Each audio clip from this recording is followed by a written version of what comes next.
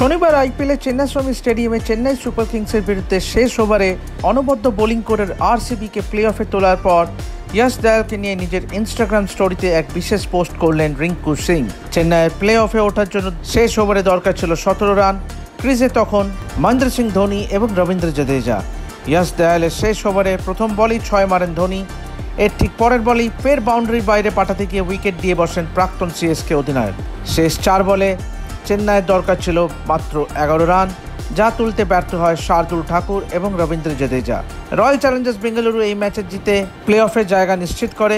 Match শেষ না হতেই কলকাতা নাইট রাইডার্সের তারকা ফিনিশার রিঙ্কু সিং আরসিবি পেসারের প্রশংসায় পঞ্চমুখ হয়ে ওঠেন। তিনি ইয়াশ দয়ালের একটি ছবির সঙ্গে ক্যাপশনে লেখেন, গডস প্ল্যান বি, অর্থাৎ প্রত্যেকের জন্য ঈশ্বরের আলাদা আলাদা পরিকল্পনা করা থাকে। 2023 আইপিএলে কলকাতা নাইট রাইডার্স বনাম গুজরাট টাইটান্স ম্যাচের কথা সকলের মনে আছে।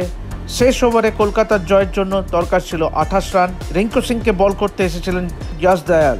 রিঙ্কু সিং তাকে পরপর 5টা 6 হাঁকান এবং কলকাতা নাইট রাইডার্সকে জিতিয়ে রাতারাতি তারকা হয়ে ওঠেন। রিঙ্কুর এই জেস্চার আপনাদের কেমন লাগলো তা লিখে জানান নিচের কমেন্ট সেকশনে এবং অবশ্যই সাবস্ক্রাইব করুন রেপ স্পোর্টস বাংলা, খেলাধুলার জগতের যাবতীয় খবর পেতে।